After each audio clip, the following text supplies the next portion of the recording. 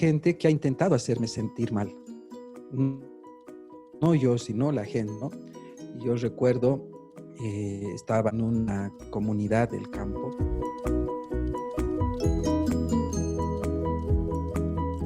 Esa frase me ha herido, me ha lastimado.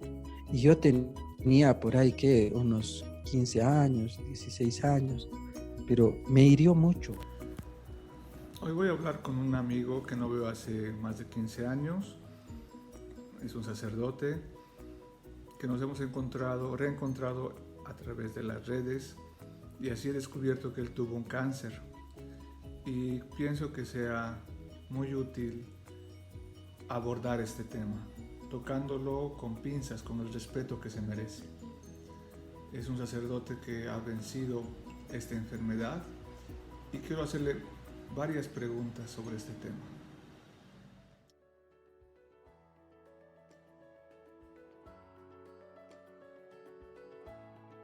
Entonces, Padre William Ugarte, estás en La Paz, ahí debe estar haciendo frío.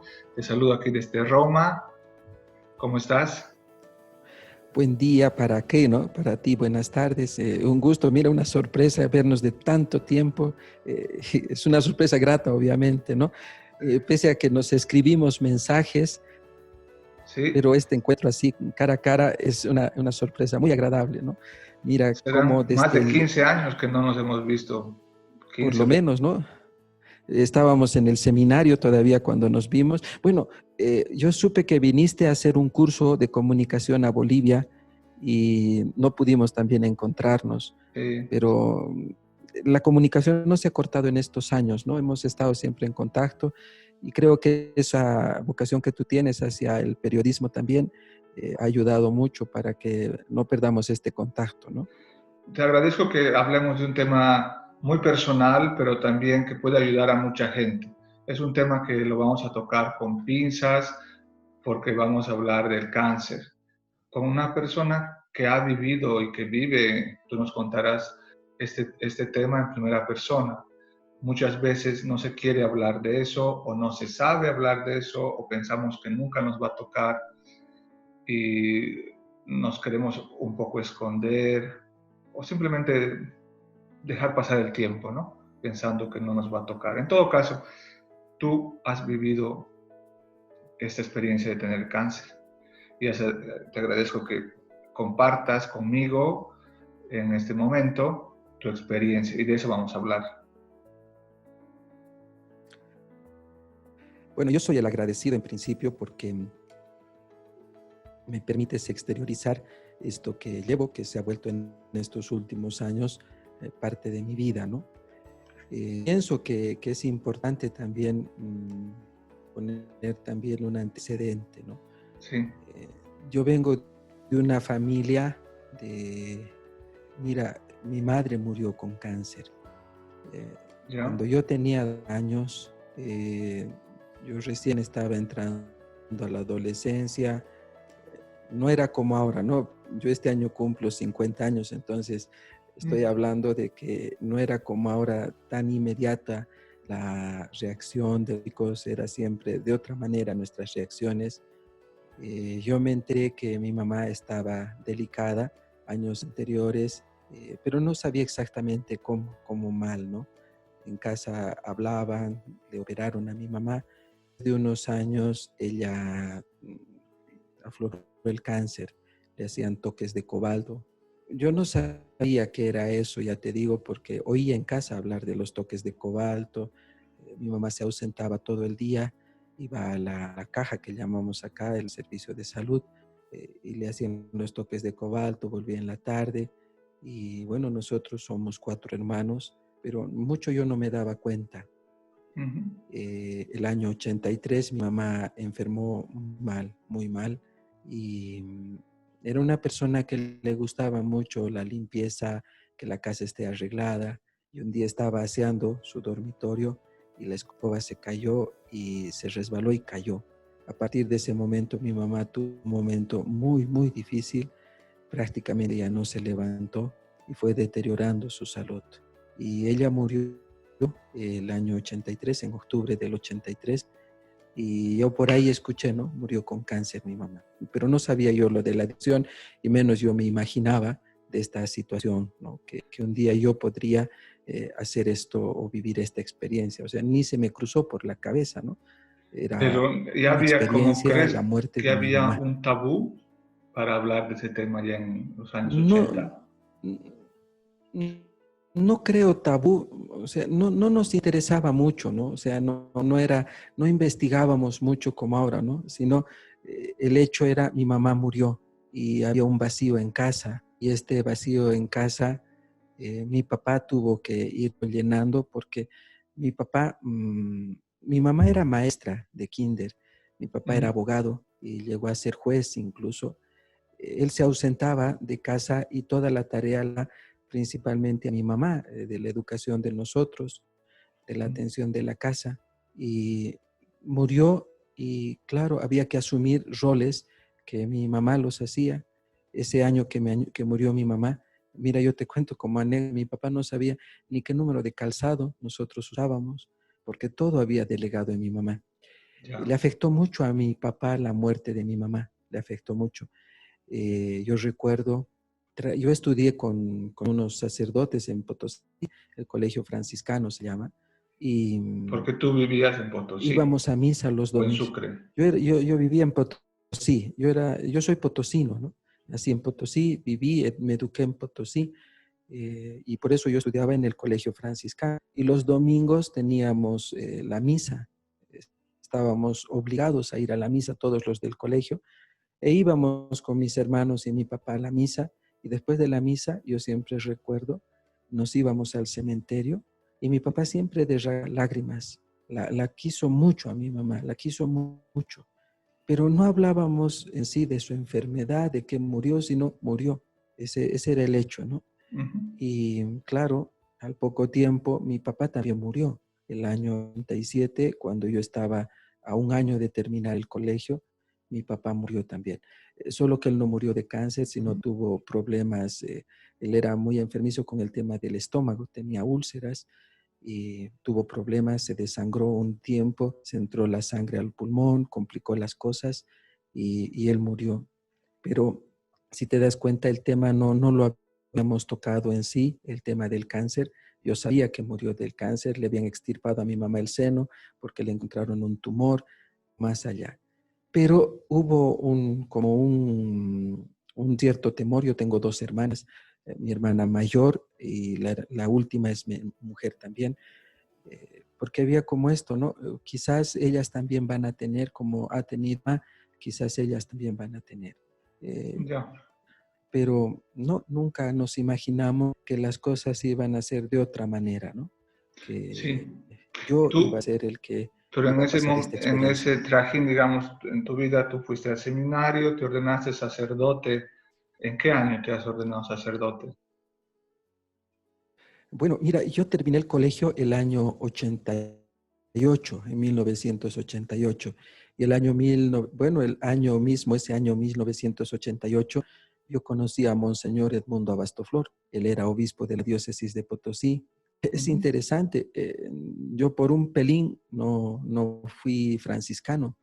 Ah, Había un proyecto, el proyecto Oscar de sí, los franciscanos, y era como un antecedente antes de entrar al noviciado de ellos, había que ir a hacer el proyecto Oscar y hacían se hacía un caminos. examen.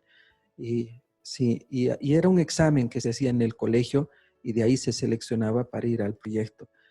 Aspiramos 17 para ir a este proyecto, pero solo dos aprobaron. Y yo recuerdo, había un padre escano, nos miran a los que quedamos descartados de este proyecto y dice, ¿ustedes quieren ser siempre padrecitos? Dice, ¿no? Y nosotros sí. Y entonces nos presentó como Monseñor Edmundo Abastoflor. Él me acogió desde el principio con mucho afecto y siempre me dio ese impulso para ir, ¿no? Y entonces empecé el seminario el año 89 en Sucre, ahí se hacía antes el propedéutico en Sí, Bolivia, nos reunían de las jurisdicciones allá y era un grupo numeroso, ¿no? Empezamos ese año en Sucre 72 seminaristas de todas las jurisdicciones y al año siguiente nos llevaron a Cochabamba y como era un curso numeroso, tuvieron que hacer la apertura de un seminario menor que antes había sido el Seminario San Luis. Y ahí ya. estuvimos el primer año de filosofía y después nos integraron al seminario San José y me quedé hasta el año 98 en Cochabamba y después recién retorné a Potosí y el año 99 Monseñor Walter Pérez, que asumía la diócesis de Potosí, ordenó sacerdote. Entonces desde el año 99, el 22 de febrero fue el día que me ordené Ya. y me ordené en la diócesis de Potosí, ¿no? Y Así aquí fue una hagamos un experiencia salto para entonces. mí Cuando te increíble. ordenas, ¿cuántos años pasan para volver al tema de conversación, cuando te detectan así como un balde de agua fría seguramente esa enfermedad, el cáncer? Mira, el año 2015, en enero de 2015, se produce este acontecimiento en mi vida, ¿no?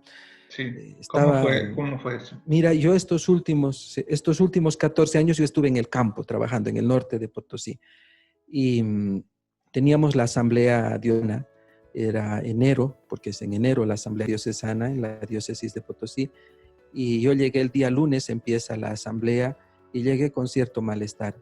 La semana anterior yo había estado con el gastroenterólogo porque sufrí buenos años con el tema de úlceras. He tenido desde el 94 más o menos, he tenido problemas de úlceras. Y entonces fui controlando.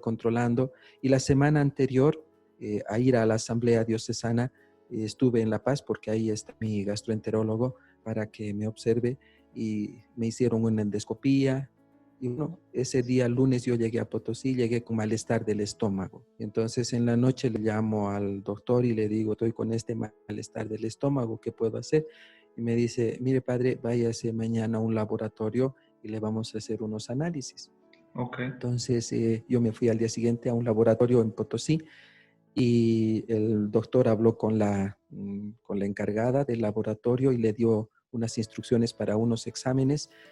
Y bueno, en la tarde voy a recoger los exámenes y dice hepatitis. Y el doctor dice, es posible. Yo la anterior semana le he hecho acá los exámenes, es imposible que sea hepatitis. Y yo, claro, me sentía con malestar, tenía vómitos y estaba mal. Entonces, el doctor me dice, mire padre, tiene que venirse a La Paz. No puedo hacer nada desde acá, tiene que venirse a La Paz. Entonces, al día siguiente, Tenías agarré el 45 vehículo años, y ¿no, William? partí hacia... Sí, 45 años, con 45 años. ¿Te vas a La Entonces, Paz? me vine a La Paz. Me voy a La Paz, llegué al atardecer más o menos y el doctor me dice, le están esperando en la clínica, tiene que irse a internar y allá le vamos a hacer los exámenes. Entonces me fui a la clínica con la mente, ¿no? Mañana me hacen los análisis y pasado retorno ya a mi parroquia, ¿no? Ese era mi pensamiento. ¿Tenías Pero miedo o no? las cosas no se dieron de esa manera. No, porque yo pensé que era algo más de las úlceras, ¿no? Que ya me había acostumbrado yo a vivir, tomaba un calmante y las cosas pasaban, ¿no? Entonces, por eso yo había hecho el plan, estaba un día para los exámenes y al otro día yo retornaba, ¿no? Ese era mi pensamiento. Pero las cosas comenzaron a ir mal, porque los exámenes no salían lo que buscaba el doctor, porque se comenzó a hinchar mi vientre y comencé a teñirme de amarillo. Los exámenes se hacían en la mañana, en la tarde y claro, varios médicos le decían al gastroenterólogo, que era el médico de cabecera, hepatitis, de una vez trátale con corticoides para que pueda de una vez aliviarse. Y el doctor decía, es que en los exámenes no sale hepatitis y yo no puedo hacerle un tratamiento por hepatitis. Llegué a terapia intensiva y terapia ¿Quién te acompañaba intensiva en ese un momento? día. ¿Estabas solo? Mira, mi familia a partir del año 2004, empezando de mi hermana mayor, comenzaron a asentarse en La Paz. Después de mi hermana mayor, llegó la hermana menor y después fue mi otro hermano. Los tres llegaron a asentarse en La Paz. Entonces mi familia prácticamente está en La Paz, mis hermanos que quedan, ¿no? Porque ya no hay los papás, mis hermanos se asentaron en La Paz. Entonces siempre han sido ellos mi referencia de familia, porque ahí Okay. está mi núcleo, ¿no? Mi núcleo familiar. Y cuando yo me he enfermado, obviamente, los primeros que han estado son mis hermanos, ¿no? Sí. El médico de allá es interesante, ¿no? Él decía, yo no puedo atender con imágenes, necesito saber qué pasa, ¿no? Y un día dice, vamos a entrar con una operación laparoscópica para ver qué hay ahí adentro. Y entonces entraron con la operación laparoscópica y yo salí en la tarde inconsciente, casi al anochecer, y sentí una herida. Me habían operado. No me entera la laparoscópica si no habían tenido que entrar. Después ya tuve que un poco preguntar qué había pasado, ¿no? ¿Por qué todo eso? Y claro, es que entraron y encontraron líquido y sangre ahí adentro. Y el doctor decía, ¿qué es eso? Yo tengo que saber. Entre los exámenes que me hicieron, yo ahora te estoy hablando lo que después me han relatado, porque en su momento mi familia cuidaba un poco que yo no sepa muchas cosas. Ese es Entonces, un tema muy interesante porque haremos un pequeño sí, paréntesis. ¿Por qué la gente no quiere comunicar eso? ¿Por qué crees que es eso? ¿Se hace bien, no se hace bien cuando sucede eso? yo pienso que es a veces el afecto, ¿no? El cariño a veces nubla a la familia, ¿no? Quizás nos miran con mucha consideración. No quiero utilizar la palabra alma, pero creo que es la más adecuada a veces, ¿no? Por lástima que nos evitan mucha información y sobre todo de este tipo, ¿no? Porque ya te decía, en un examen salió el antecedente de que había el carcinoma. Entonces la familia, entre ellos conversaron, entre mis hermanos conversaron. Mi hermano desesperado decía, yo tengo que hacer todo lo posible para que mi hermano esté bien. Más ¿Pero crees que preocupados, tú harías lo mi mismo hermana mayor. o no? Yo pienso que sí, ¿no? Por evitar precisamente, porque por un lado está el tema de la enfermedad y por otro lado está el agobio de la enfermedad como tal, ¿no? Y a veces esto juntarlo yo puedo pensar, ¿no? Esto es estresante para mi hermano, para mi familiar, y entonces prefiero yo asumir esa responsabilidad de manera que ya el peso de la enfermedad lo lleve mi familiar, ¿no? Yo pienso que es esto a veces el cariño, el afecto. No quiero creer que sea con mala intención, ¿no? Que ha sido Claro. con buena intención. Si no, Y yo en te todos pregunto casos, una ¿no? Siempre cuando recomendación. mira de mi... Sí, Una sí, recomendación. con mi mamá fue lo mismo. O sea, mi mamá no sabía. Mira, mi mamá se enteró de que tenía cáncer porque un día encontró un sobre donde estaba el informe, pero ese sobre lo tenía mi papá. O sea, nunca mi mamá se había enterado, solamente se enteró del tumor que tenía, que le extirparon el seno, ¿no? Y esto lo Sí. mismo pasa, ¿no? Conmigo, porque son mis hermanos quienes manejan la información. Y yo te cuento lo que ya después me relatan, porque en su momento yo no veía. Mira, cuando yo estaba en terapia intensiva, no podían entrar todos, entraba uno a uno, entraban muy serenos, muy tranquilos, pero ahí afuera, en el corredor, era un mar de llantos, era una preocupación, buscar a uno, a otro. Y entonces Ujú. te imaginas si yo hubiera estado pendiente de eso, yo hubiera incluso sufrido más por ellos, ¿no? Entiendo. Verles en esa situación, porque me dicen mi hermana mayor era deshecha en llanto, no entendía las cosas, mi hermano llamaba a uno, llamaba a otro buscando. ¿Te Ya. imaginas esta carga emocional más para mí? Yo pienso que a veces es esto, ¿no? Lo que no nos deja a veces hacer parte al otro de su enfermedad, ¿no? Sí. Obviamente después, sí, Mira, por la cuestión técnica, quisiera hacer una pausa, porque si no se va a cortar la grabación, creo. Entonces, inmediatamente después de reconectarnos, quisiera preguntarte entonces, ¿en qué momento tú sabes que tienes la enfermedad? Si te provocó miedo, y cómo, si te provocó miedo o si te provocó también esconderlo hacia los demás, hacia tus colegas, hacia tu obispo, hacia tus amistades, hacia tu parroquia. Te voy a preguntar eso. Haremos una pequeña pausa. ¿Ya? ya, ya. Voy a cortar.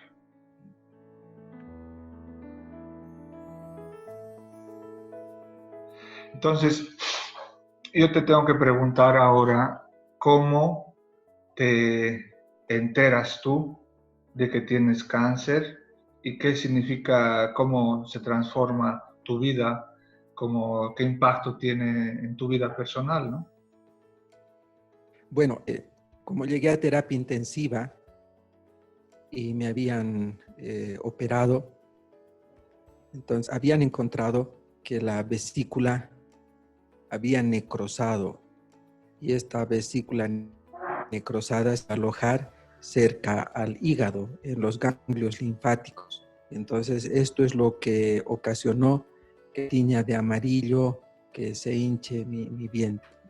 Entonces, encontraron esto y se había hecho como un charque, dicen, de unos 3 centímetros. Y esto lo mandaron al patólogo para que él vea que había en esto, ¿no?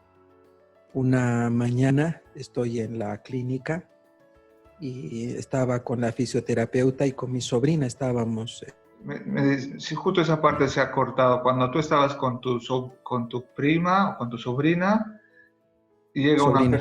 llega una persona que te da esa información casi por error, ¿o qué pasó? Estaba yo en la habitación y llegó el cirujano y dice el cirujano, estábamos esperando los resultados del patólogo y aquí están los resultados y usted tiene cáncer y tiene que buscar al oncólogo.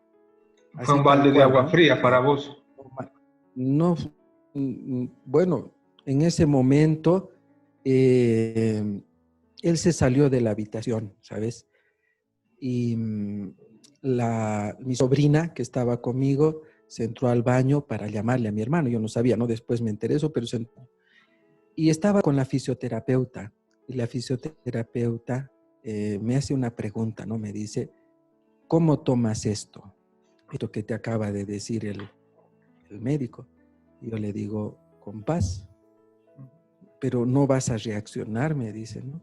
No, le digo, tú has escuchado que tengo que buscar al oncólogo para empezar el tratamiento. Mira, digo, si yo botándome al suelo, ahorita me puedo curar, pero ese no es el camino. Entonces yo así tomé ese momento. Después mi hermano reaccionó obviamente por cómo me habían dado a mí la noticia, por qué a mí me habían dado la noticia y por qué este médico vino a darme la noticia, ¿no? Hablamos con el gastroenterólogo porque él llegó después, ya un poco más tranquilo. El médico me dice, mire, es cierto, esto tiene, pero vamos a hacer el tratamiento con un oncólogo. Estamos una oncóloga y ya yo me entero que este gastroenterólogo había estado pasando también por un problema de cáncer unos años antes. Había tenido las quimioterapias y yo por lo menos lo veía muy bien, ¿no? Doctor, muy bueno él, muy bueno. Y bueno, esto pasó en el mes ya de febrero y estábamos en La Paz ya en los carnavales. Claro. Y entonces viene la oncóloga, una doctora, viene y dice, bien, yo necesito saber cómo están las cosas y nos dice, tienen que llamarle al radiólogo. Y llamamos al radiólogo y el radiólogo tardó todo el día, no vino todo el día, llegó en la noche, a la de la noche más o menos, llegó a la clínica, mis hermanos desesperados, llega y habla así que podían hacerme radioterapia, nos muestra unas imágenes de sus equipos, cómo iba a ser, pero como que esto a la oncóloga no le gustó. Y entonces al día siguiente ella toma una decisión y dice, no, vamos a entrar directamente con la quimioterapia. Y claro, como el hígado estaba dañado, no se podía entrar inmediatamente, necesitábamos recuperar el hígado. Claro, el doctor, el gastroenterólogo, se dio una tarea para recuperar al hígado. Me pusieron un medicamento en unas casi 200 ampollas para recuperar el hígado. Y los días del carnaval, un sábado de carnaval, la oncóloga dice, vamos a hacer la prueba con la quimioterapia. Vamos a ponerle una pequeña dosis de manera que esto pueda servir. el día que a mí me avisan que yo tengo cáncer, Un paréntesis, porque velozmente, disculparás mi ignorancia, ¿cómo es una quimioterapia? ¿Qué te hacen? ¿Te dan rayos? ¿Te ponen inyecciones? ¿Qué es lo que te hacen cuando hablas de una y- quimioterapia? sí, bueno, la quimioterapia es como un suero y cambia de color, ¿no? En el caso mío, me ponían cada sesión de quimioterapia, era como 3 sueros y uno de estos sueros, como sueros, era color de té así, pero un té tinto, ¿no? La oncóloga prepara, hay que comprar los medicamentos, ella preparaba esto y me iban poniendo como suero, me iban poniendo, ¿no? Eh, Ya. Al principio me hicieron un catéter, me pusieron acá en el cuello y entonces por ahí me hicieron las primeras quimioterapias, pero era en un lapso de 21 días cada quimioterapia. Y entonces en una de esas quimioterapias el catéter no estaba bien y comencé a tener como unos temblores, ¿no? Como cuando hace frío, cuando estamos con fiebre, Ujú. y por eso la oncóloga suspendió que hagamos la quimioterapia por el catéter, comenzaron a hacerme por las venas, ¿no? Pero yo quería contar también un detalle, ¿no? Cuando el día que me entero que yo tenía cáncer, lo primero que hice fue llamarle a Monseñor Edmundo y decirle, esto está pasando. ¿Qué es tu obispo? Monseñor Edmundo comunicó con el padre Basilio Bonaldi, que acá en la arquidiócesis es encargado de sacerdotes de la salud, y él se vino inmediatamente a la clínica a verme. Y él se sorprendió, Basilio, de lo que había pasado conmigo, animarme, ¿no? Al mediodía estuvo Monseñor Edmundo en la clínica a hablar con el director de la clínica, preguntarle cómo habían sido las cosas y obviamente, ¿no? Animarme. Don Edmundo ya estaba en La Un Paz detalle. entonces, ¿no? Como arzobispo. Estaba el año 80, él se vino el año 95, 96, se vino a la arquidiócesis de La Paz como el arzobispo, dejó la Ya. diócesis de Potosí. Ahora, un detalle también que creo yo es importante para mí, ¿no? Cuando hago lectura de todo esto, cuando yo estaba en la terapia intensiva, antes de que me operen, me habían hecho tantos exámenes y que ya me iban a hacer la operación laparoscópica. La enfermera que me estaba preparando me dice, siente padre ahora, ¿cómo siente las cosas? Yo le dije, yo siento que hoy se va a saber todo, cómo estoy, porque anoche han llegado 2 buenos médicos. Le dije, ¿han llegado médicos? Me dice, sí, han llegado el Arcángel San Miguel y la Divina Misericordia. Le dije, ¿no? En la noche me había mandado mi cuñada, me había mandado la imagen de San Miguel, del Arcángel San Miguel, Ujú. y la imagen de la Divina Misericordia. Y en la operación yo atendí el santuario del Arcángel San Miguel en Nuncía.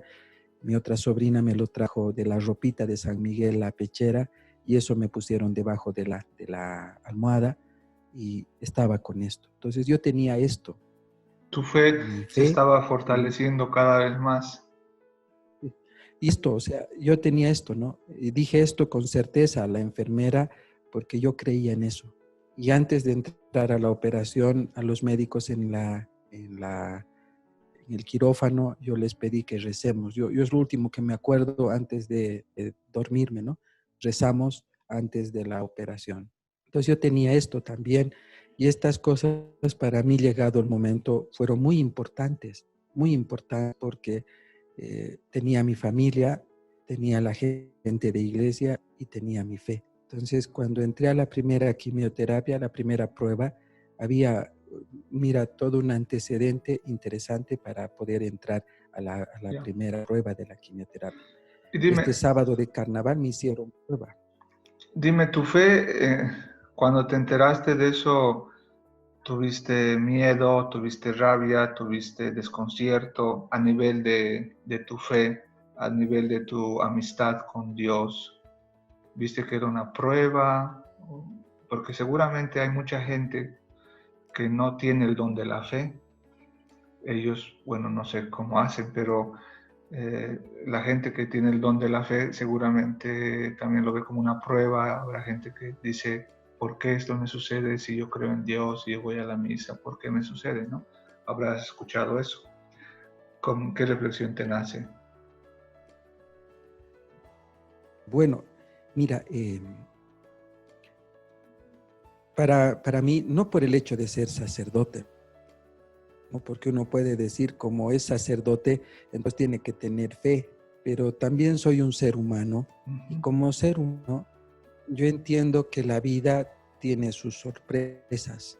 Y a lo largo de mi vida, mira, yo te contaba el antecedente de la muerte de mi mamá, de la muerte de mi papá.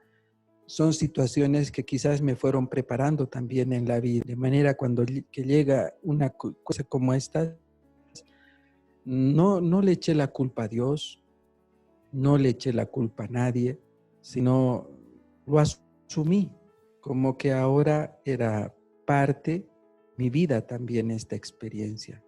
Lo que sí recuerdo es que cuando estaba en la clínica de la Nunciatura me lo traían la comunión, y entonces el día que me avisaron que yo tenía el cáncer, en la tarde solía venir el secretario de la Nunciatura trayéndomelo la comunión. Lo que hicimos es, me confesé, me puse en las manos de Dios, comulgué, me acuerdo, y seguí adelante, ¿no? Porque Te yo entendía abandonaste que en Él. sí, o sea, sí, me puse en las manos de Dios, porque mira, la oración de la Divina Misericordia hace alusión también a esto, ¿no? No es para que me sane, sino es ponerme en las manos de Dios, porque en definitiva es Él el que para mí tiene la última palabra. Y desde esa perspectiva todo cambia, porque tengo que hacer de mi parte lo que tengo que hacer, y Dios va a poner su parte. No es un abandono cuando que haga lo que yo quiero, ¿no? No, el abandono es me pongo en sus manos para que Él haga lo que tiene que hacer, pero también voy a poner mi parte, porque Claro. también en esto juega un papel importante el ser humano, ¿no? Y claro, la quimioterapia forma parte de eso, pues. Claro. Dime, ¿y en algún momento, cuando ya tú te enteras, cómo sucede que se enteran los otros sacerdotes, tus parroquianos, tus amistades o tus conocidos, ¿no? Porque supongo que también ahí ha habido una reflexión tuya, si tenías que avisarlo tú mismo, decirlo tú, o si no, simplemente guardarlo para ti, como mucha gente hace. Bueno, mira, tú me conoces, yo soy amiguero, tengo muchos amigos. Uh, no sé si son 100, 200, pero tengo muchos amigos, ¿no? Y desde el momento que yo estuve delicado, mucha gente se puso en oración del país, había gente que estaba rezando por mí. Entonces había gente que estaba pendiente, cómo estaba evolucionando. Llamaban por teléfono a mis hermanos para saber cómo estaban las cosas. Y claro, en algún momento ellos se enteran de que tengo cáncer. Pero es interesante cómo manejan las cosas, no yo, sino las personas. Por respeto, no te lo preguntan, no te dicen cómo estás con el cáncer, pero sé que ellos sabían que yo tenía cáncer. Si no, se traduce más bien en una compañía, en preguntar cómo estás, cómo te está yendo, pero no se habla del tema, cómo está el cáncer, no se habla como tal, ¿no? ¿Y crees Y que se debería paulatinamente se hacerlo fueron o enterando. crees que está bien así, según tu experiencia? Bueno, mira, tú me hablas ahora del cáncer y se puede exteriorizar lo que sientes, porque cuando no es claro el tema, no puedes hablarlo. Yo recuerdo en un momento de este proceso, estábamos en Tarija, en un encuentro del Congreso Eucarístico, y me encontré con Hugo Ara en el aeropuerto, retornábamos del Congreso Eucarístico, y Hugo no sabía que estaba con cáncer. Ahí en el aeropuerto se enteró y era mi primera etapa de la experiencia con cáncer. Yo ya tenía cabello porque cuando te hacen la quimioterapia todo el pelo se te cae al primer mes. Sí. Ya, pero ya estaba con un poco de pelo, entonces no se enteró Hugo que estuve con cáncer hasta ese momento. Y entonces Hugo dice, tienes que venir a Santa Cruz porque él es el párroco de la catedral. Por eso te decía, ¿no? Fui a hablar de lo que estaba viviendo. Y entonces ahí es cuando racionalizas, exteriorizas lo que estás viviendo. Porque a veces necesitamos también hablar de este tema. Es cierto, ¿no? De parte de tu familia, de los amigos, hay un cuidado en tratar este tema, ¿no? Por no lastimarte, por no herir tu sensibilidad. Pero también necesitamos exteriorizar, sacar lo que llevamos dentro. Y ese para mí fue un buen momento porque al mismo tiempo que yo hablaba con los enfermos con cáncer, yo me hablaba a mí mismo de todo lo que estaba viviendo. Porque yo veía en todo esto que estaba viviendo, los acontecimientos que se fueron dando, yo fui viendo que había asumido esta experiencia del cáncer en mi vida. No lo veía como algo malo, como una desgracia en mi vida, Como un como una castigo. maldición en mi vida, como un castigo. No lo veía, sino lo había asumido en mi vida.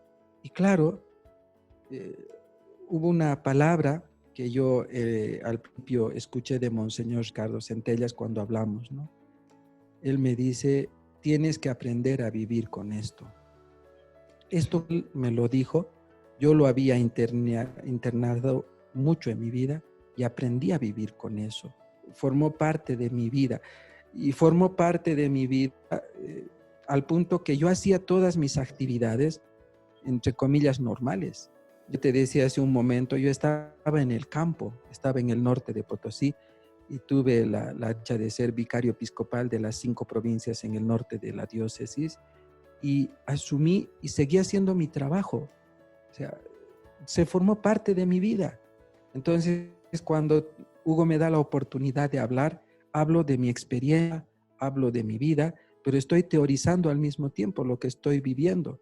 No está quedado ahí metido adentro como algo malo, como algo que no tengo que hablarlo, como un recuerdo negro. No, sino parte de Y mi de vida. hecho, por eso Esto estamos llegó ahí. conversando ahora, ¿no? Pero una cosa concreta, en esa experiencia, ¿qué recomendarías tú desde tu experiencia? Si, ¿qué frases o qué saludos o cómo nunca hubieras querido que se refieran a ti, que te saluden o que te digan algo en relación a esta enfermedad? Mi pregunta es esa, ¿qué no se debe decir a un enfermo con cáncer? ¿Cómo tendríamos que hablar del tema? ¿Tienes algo que decir? Mira, yo pienso en la vida, ¿no? Que uno se hace enfermo. O sea, uno bien puede buscar consideración, puede buscar lástima cuando está enfermo. Y entonces, en ese contexto, uno puede buscar palabras como pobrecito, hay que ayudarle, o sea, buscando lástima, ¿no? Y puede darse, y como se da a veces, ¿no? Cuando uno se hace enfermo. Una cosa es estar enfermo y otra cosa es sentir que estás enfermo. O sea, eso es diferente, ¿no? Y dependiendo de esos momentos es que necesitas escuchar unas palabras. Pero cuando has asumido que esto forma parte de tu vida, las palabras que tú necesitas es hay que seguir. Te necesitamos para esto y hay que darte las oportunidades. Yo no estoy de acuerdo con que a una persona que está delicada le tratemos de forma así, hacerle sentir enfermo.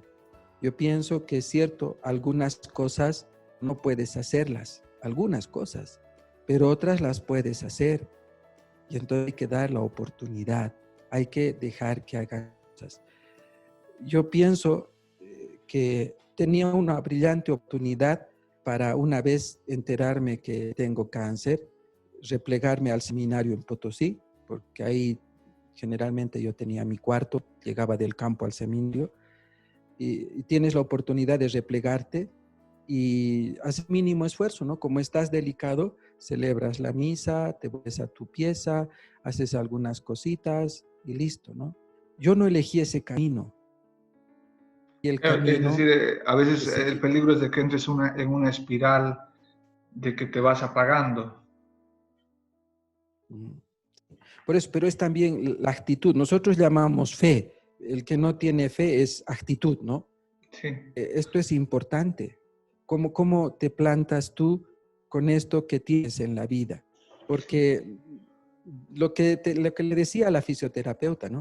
O sea, zapateando, gritando, esto no se va a ir. Lo que hay que asumirlo y vivir con eso. Es cierto, en algún momento puede pasar algo crítico, es cierto, pero yo me ponía a pensar, todos van a morir. ¿Quién no se va a morir? Pero los otros viven tranquilos, viven preocupaciones, con sus ocupaciones y viven. ya. Quizás hay una diferencia de que tú sabes que estás llevando el cáncer, esa es la diferencia, pero todo, todo depende cómo te plantas en la vida, lo que aprovechas. Ahora yo tengo la oportunidad de estar acá, estamos hablando del 2015. Yo me siento un vencedor del cáncer y actúo en consecuencia. O sea, aprovecho la oportunidad de seguir trabajando. Es cierto, ahora con mayores desafíos quizás por estar en la ciudad, pero en el campo también he tenido mis desafíos, moverme, atender 3 parroquias, más de 200 comunidades, viajar a un lado, viajar a otro lado. Esto no he dejado que afecte lo que me gusta, lo que me apasiona. No he dejado que esto me nuble, no he dejado que esto me arrincone. Además, Y he asumido ese yo creo que es el mensaje es bien también de para mi las vida. personas que puedan escuchar y compartir este diálogo que estamos teniendo, ¿no?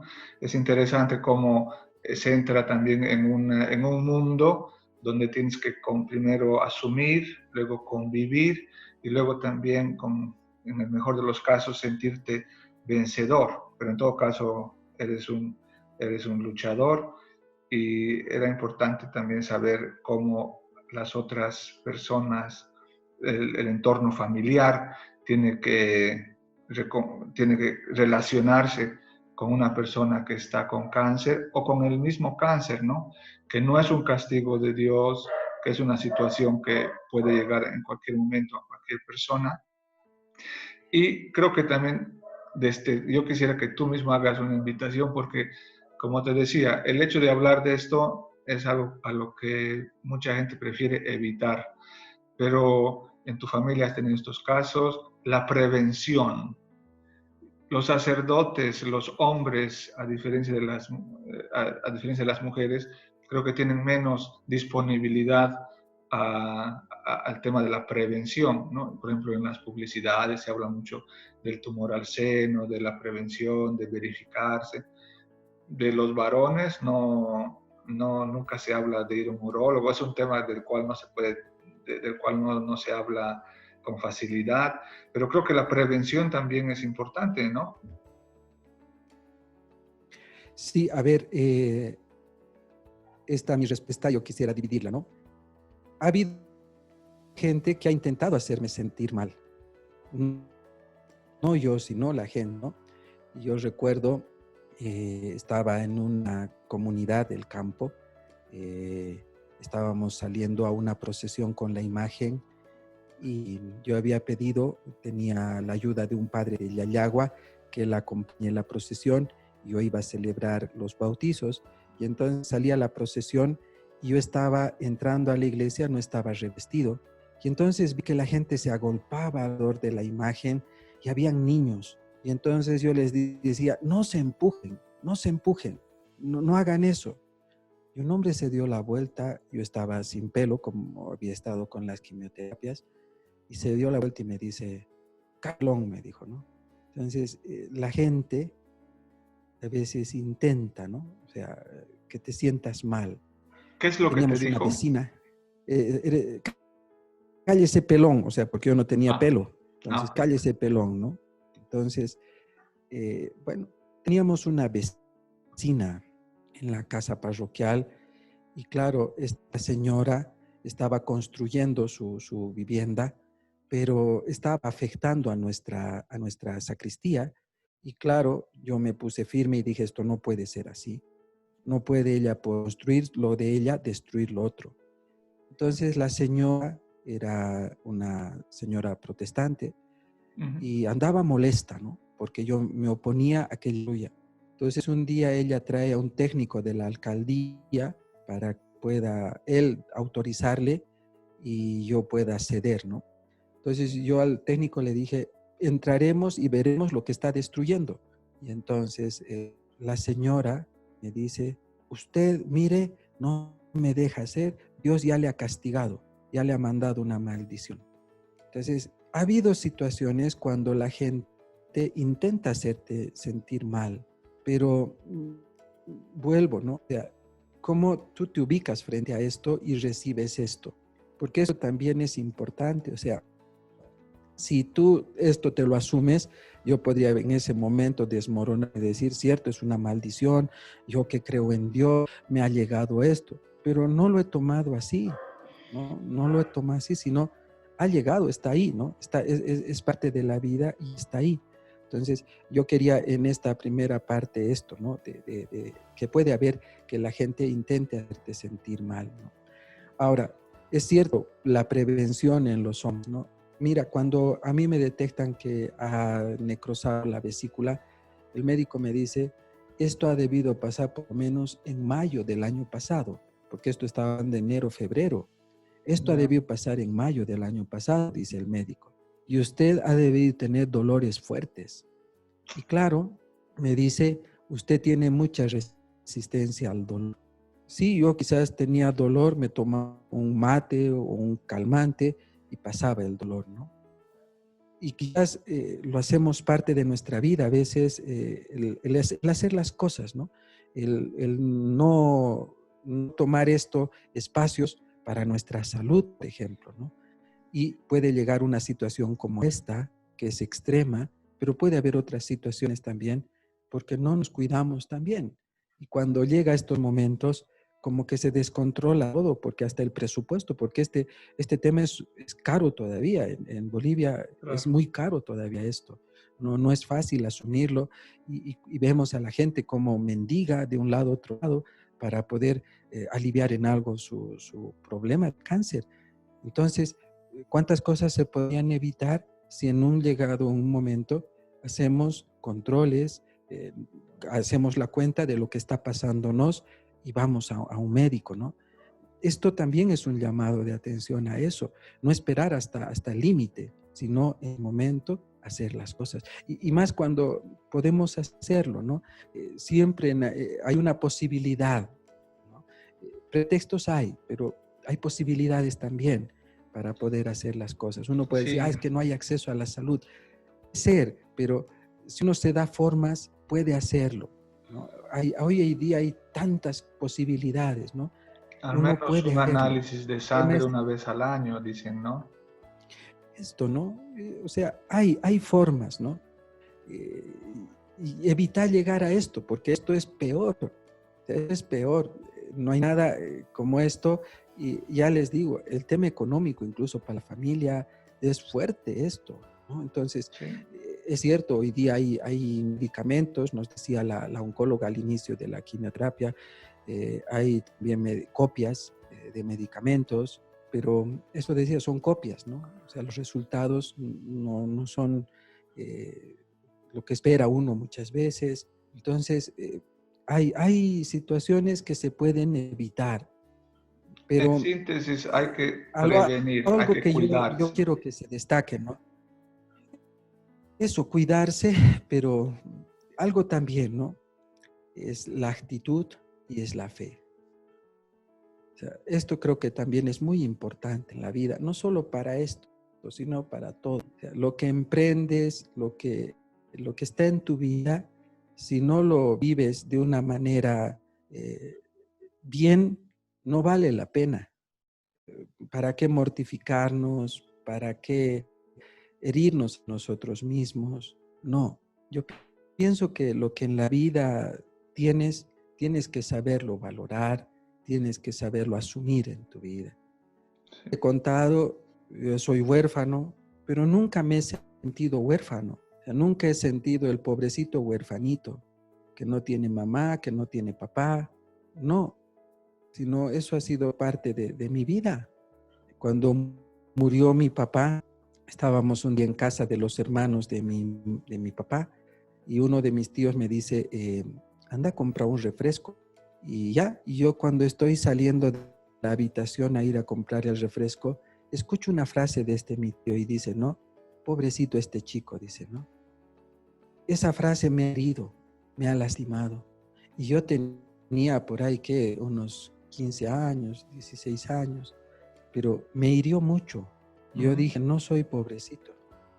Y esto lo he internalizado en mi vida. Y en mi vida he encontrado oportunidades. Y las oportunidades he sabido aprovecharlas para salir adelante. Hay que ser luchadores, Por más ¿no? mal que pareciera que está yendo, hay que luchar. O sea, se cortó por un momento, pero decíamos que, bueno, hay que ser luchadores, hay que ser, luchadores para llegar a ser vencedores, ¿no? Ahora, casi cerrando un poquito nuestra conversación, nuestro diálogo, hay mucha gente que no ha vencido. Ellos no están ya con nosotros, pero sí se han quedado aquí familiares, seres queridos, hijos, madres, esposos, esposas, abuelos, que han perdido personas con el cáncer, ¿no?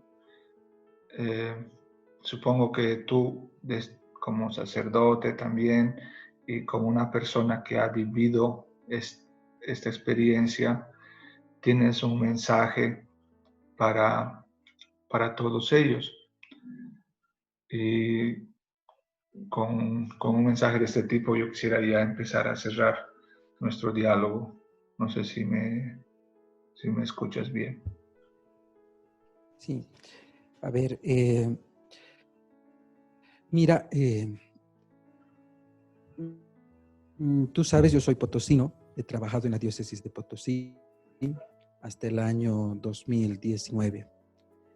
En 2019 estaba al sur de la diócesis trabajando en una zona muy bonita, gente muy buena, y el trabajo me estaba desgastando y mi familia se preocupó, ¿no? Había rebajado de peso y los controles con la oncóloga estaba preocupada y decía, si sigue así, padre, vamos a tener que hacerle otra quimioterapia, me decía, ¿no? Entonces mi familia me planteó algo para muy fuerte, ¿no? Me dijo, queremos tenerte cerca, estás lejos de nosotros, queremos tenerte cerca. Y ahí tuve que tomar una de las decisiones más difíciles en mi vida, dejar la diócesis de Potosí e ir a la arquidiócesis de La Paz.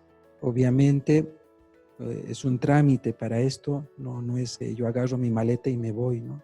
Sino hay que hacer un trámite y en eso tuve el apoyo de Monseñor Edmundo, de Monseñor Aurelio, quienes desde el principio de esta idea, ellos me asumieron, me apoyaron y Monseñor Aurelio fue mi maestro incluso en la unidad, lo conocía muchos años y luego plantear lo más difícil, ¿no?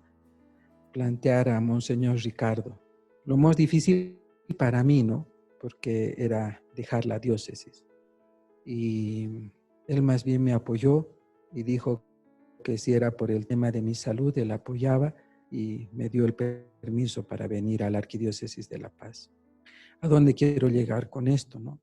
La familia no tiene por qué sentirse mal, porque la familia siempre busca hacer lo mejor y no hay nada mejor para uno esté tranquilo, hacer bien las cosas, porque la familia tiene que sentir que busca el bienestar del ser querido. Es cierto, a veces hay impotencia, a veces hay desesperación, pero en ese contexto muchas veces no se puede ver las cosas con objetividad. Pero precisamente eso que ustedes hacen, valórenlo. Tú decías que la familia debe valorar. Sí, sí, Claro. valorar, ¿no? Lo que hace, el esfuerzo que hacen. O sea, es importante lo que ustedes hacen en ese momento por acompañarnos. Y claro, de nuestra parte también tiene que estar el ser consciente, valorar, no hacer desesperar a la familia. O sea, si estamos delicados, hablar las cosas, tenemos que hablar, no tenemos que suponer las cosas, tiene que dar por supuesto, sino hablar. Así me siento, esto está pasando. Para eso es la familia, para la confianza. Y hablar también con los amigos, cómo se siente, ¿no? Esto no nos va a hacer menos. O sea, no que porque hablamos de esto somos menos. No, más bien eso ayuda a racionalizar, como ahora. Miren, yo hablo con mi amigo, con Ariel, hablo de lo que estoy viviendo. Y eso muchas de las cosas que yo les estoy hablando en este momento son cosas que primera vez las estoy hablando, algunas, pero me ayuda para darme cuenta que algo especial pasó en mi vida, pero no por eso dejo de seguir viviendo, sino que tengo que seguir adelante. La vida es una sucesión de acontecimientos, gratos e ingratos. Sí. Todo eso forma parte de nuestra vida. O sea, quisiéramos que algunas cosas no estén en nuestra vida, pero están. Tenemos que saberlas asumir y desde ahí plantarnos en la vida. Bueno, No hay pues, ideales, son de películas, ¿no? exacto. Pero esto es lo que somos. La vida no es una taza de leche. Pues yo te tengo que agradecer y acabar nuestra conversación. Seguramente hay temas que se han quedado en el tintero, pero el panorama que nos has dado y que espero que llegue a nuestras redes de amigos, sea de enseñanza, de aprender desde nuestra humanidad, desde nuestra fe y cuidar el templo, el templo y la creación de Dios que Dios ha hecho en cada uno de nosotros. Pues Padre William, te agradezco, te mando un saludo allá hasta La Paz, que te llegue aquí un poco el calor en este 13 de junio del 2020, fiesta de San Antonio. Y bueno, pues será hasta la próxima, ¿ok? Sí, yo te agradezco por esta oportunidad y ánimo también a ti, Padre Ariel, la tarea que tú tienes ya. Yo te he dicho ya así escribiendo, es un orgullo que tú estés allá, el trabajo que haces, hay que seguir adelante, eres también una persona importante y no solo porque eres boliviano, sino porque la iglesia te necesita. Adelante y siempre estaremos a tu servicio, apoyando lo que tú haces, porque para nosotros es muy importante. Nos has contagiado también a varios sacerdotes ese amor por los medios de comunicación. Creo que tu testimonio, lo que haces, es contagiante. Nunca me has hablado de comunicación si no te he visto actuando, y eso ha sido para mí el mejor ejemplo. Y tú ves, yo también estoy metido en este tema de mucho comunicación. ánimo, mucho ánimo. Y me encanta, ¿no? Me encanta porque te veo a ti hacerlo con esa pasión. Y adelante, que Dios te bendiga, que te fortalezca y que a través tuyo llegando a tanta gente que necesita de Dios, sobre todo en estos tiempos. Amén. Bueno, corto la comunicación.